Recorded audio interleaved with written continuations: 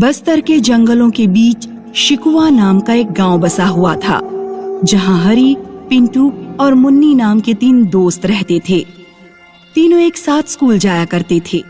वो अक्सर स्कूल गोल मार दिया करते थे, मतलब घर पर तो कहकर जाते कि हम स्कूल जा रहे हैं, लेकिन चले जाते जंगल में घूमने। जंगल में जाकर वे पेड़ों से फल तोड़कर खाते, खेलते और जब थक जाते तो बैठकर बातें करने लगते। कल मेरी माँ बता रही थी कि मेरे पड़ोस वाली डॉली बंद दरवाजे के पास से गायब हो गई। हाँ, मेरे पापा बताते हैं कि बंद दरवाजे में कोई बहुत बड़ी चुड़ैल रहती है। जो भी उस दरवाजे के पास जाता है, चुड़ैल उसे पकड़ लेती है। हाँ, बंद दरवाजे की बातें मत करो, मुझे डर लगता है। बंद दरवाजे का रहस्य आज तक कोई नहीं जान पाया है। जिसने भी उसमें घुसने की कोशिश की, फिर वो वापस नहीं लौटा। तभी अचानक उनके स्कूल के टीचर डंडा लेकर वहाँ आ जाते हैं। अच्छा, तो तुम तीनों स्कूल गोल मार रहे हो, अभी बताता हूँ तुम्हें। हरी, पिंटू और मुन्नी टीचर के डर से वहाँ से भाग जाते हैं। टीचर उनके पीछे आता है। वे तीनों दौड़ते दौड़ते बंद दरवाजे के पास पहुँच जाते हैं। पिंटू ठोकर खाकर गिर पड़ता है। हरी और मुन्नी आगे निकल जाते हैं। वे डर के मारे पीछे मुड़कर देखते ही नहीं और सीधे दौड़ते ही चले जाते हैं।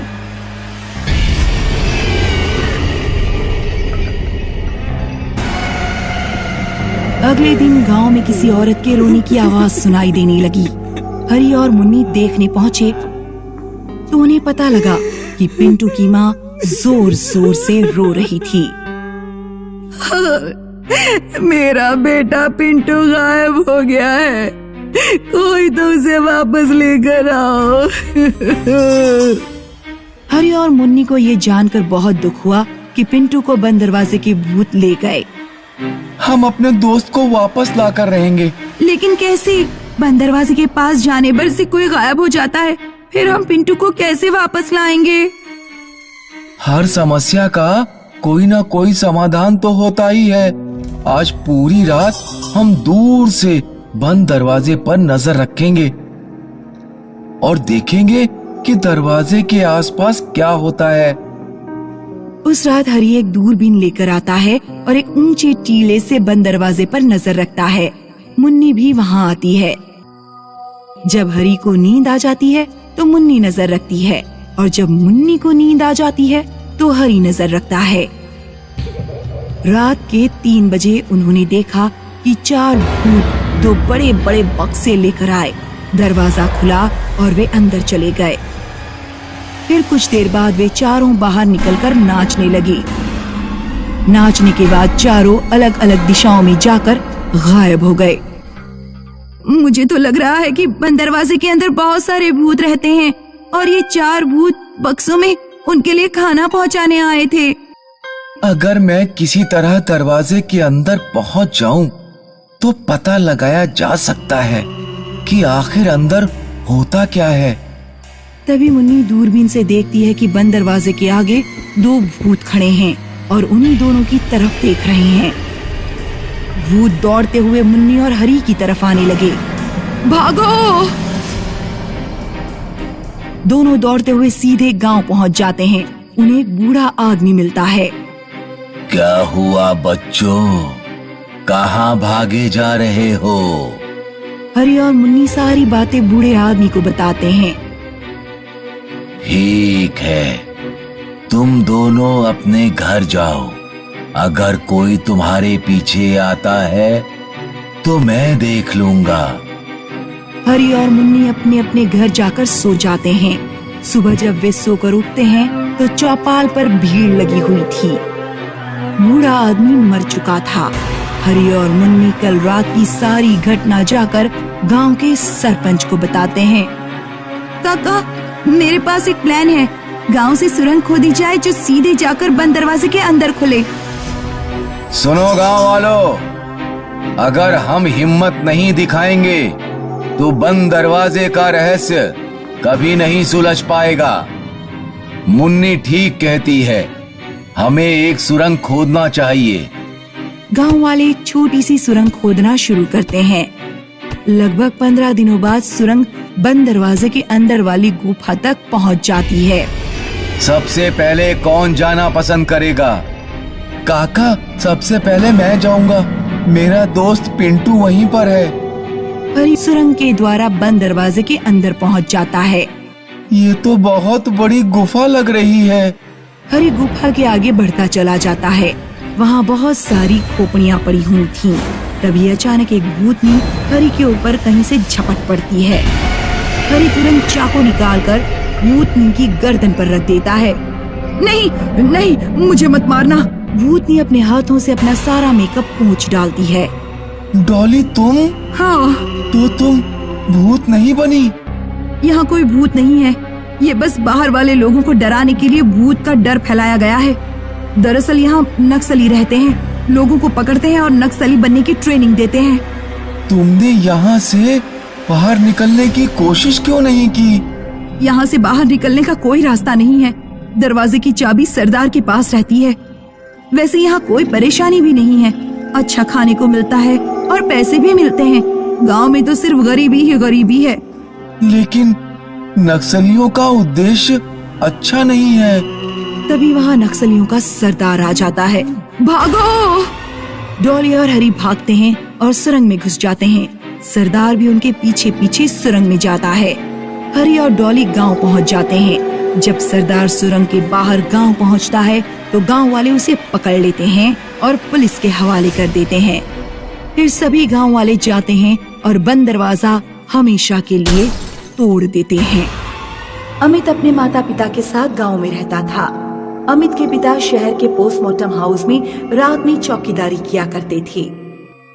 एक रात 2 बजे अमित का फोन बजा। हाँ पापा। बेटा तू जल्दी मोटरसाइकिल से पोस्टमार्टम हाउस आ जा। बहुत अजीब चीजें हो रही हैं। मुर्दे जिंदा हो गए हैं। हाँ आजा बेटा आजा। Hello hello hello. क्या हुआ बेटा? माँ, पोस्टमार्टम हाउस में जरूर पिताजी के साथ कुछ हुआ है। मैं वहीं जा रहा हूँ। बेटा अपना ख्याल रखना। अमित जब पोस्टमार्टम हाउस पहुंचता है तो देखता है कि गेट पर उसके पिता की लाश पड़ी हुई है। अमित के पिता का पोस्टमार्टम होता है, लेकिन पोस्टमार्टम में डॉक्टर उसके पिता की मृत्यु का कारण नहीं पता लगा पाते। मैंने ऐसा केस पहले कभी नहीं देखा। उनके शरीर पर कोई निशान नहीं है, ना ही ऐसा लगता है कि उन्होंने सुसाइड किया है। अमित के पिता की असमय अचानक मृत्यु होने के कारण अमित को अपने पिता की नौकरी मिल जाती है। बेटा, तू पोस्टमार्टम हाउस की चौकीदार की नौकरी मत कर। वहाँ नाइट शिफ्ट करनी होती है। तेरे पिताजी की तरह तुझे भी कुछ हो गया तो मैं किसके सहारे अपना जीवन बिताऊंगी? डॉक्टर और पुलिस पिताजी की मौत का कारण पता नहीं लगा पाए। मैं वहां नौकरी करूंगा और पता लगा कर रहूंगा कि पिताजी की मौत कैसे हुई। अमित अपने पिता की तरह रात में पोस्टमार्टम हाउस में चौकीदारी करने लगा। अमित अक्सर देखता कि रात में 2 डॉक्टर ऑपरेशन रूम में पिए हुए बाहर निकलते। वे अक्सर अमित को शराब पीने के लिए अंदर बुलाते थे। अरे चौकीदार भाई साहब, कभी कभी तुम हमारे साथ भी 2-4 पैग लगा लिया करो। नहीं सर, मैं शराब नहीं पीता। कभी कभी डॉक्टरों के साथ एक बाबा भी आता था। एक दिन अमित ने दरवाजे पर कान लगाकर ऑपरेशन रूम के अंदर की आवाजें सुनने की कोशिश की। बाबा, उन औरतों की आत्माओं का आपने ठीक से पोस्टमार्टम तो कर दिया? हाँ, लेकिन उनमें से एक औरत का भूत मेरे कब्जे से बाहर है, इसलिए तुम्हें सावधान रहना होगा। जब डॉक्टर और बाबा चले गए तो अमित ऑपरेशन रूम के अंदर गया।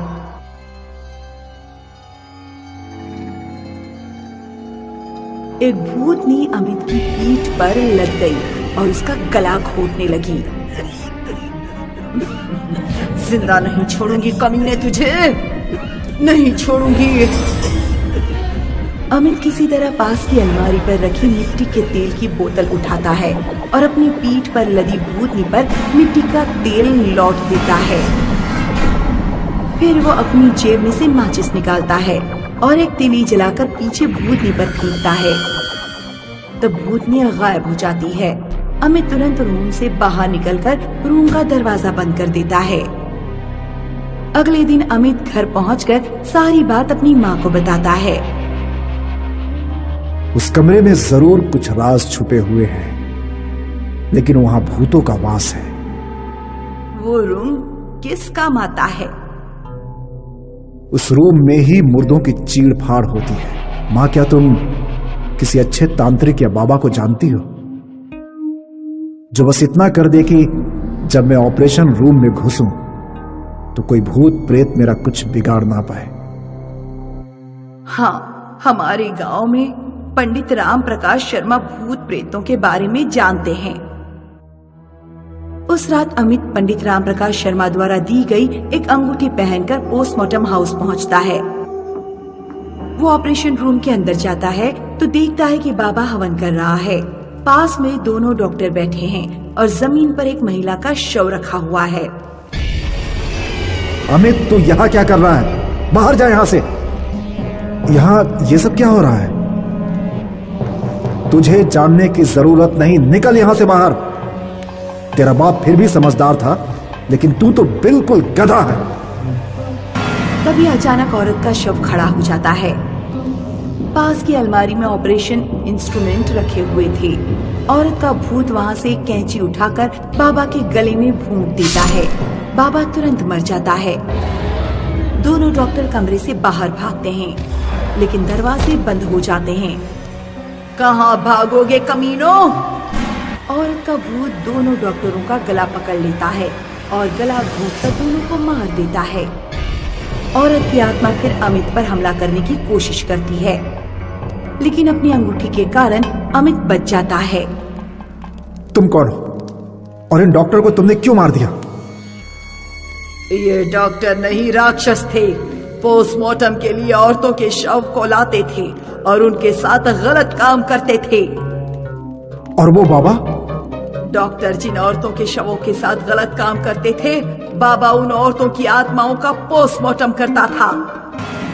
आत्माओं का पोस्टमार्टम? हाँ, वो बाबा उन औरतों की आत्माओं को जल्द से जल्द अगला जन्म दिलाने की कोशिश करता था, ताकि वे आत्माएं भूत बनी रहकर डॉक्टरों को परेशान न करें। मेरा इन सब गलत कामों से कोई लेना देना नहीं है। मैं अपने पापा की जगह नौकरी करने आया हूँ। लेकिन तेरे बाप का था, वो भी इन डॉक्टरों के साथ मिला हुआ था। आत्मा अमित को छोड़ देती है। अमित घर जाकर सारी बातें अपनी माँ को बताता है। किसी ने ठीक ही कहा है बेटा, सबको अपनी करनी का फल भुगतना पड़ता है। तेरे पिता ने गलत काम किया, लगता है इसीलिए तेरे पिता की इस तरह मृत्यु हुई।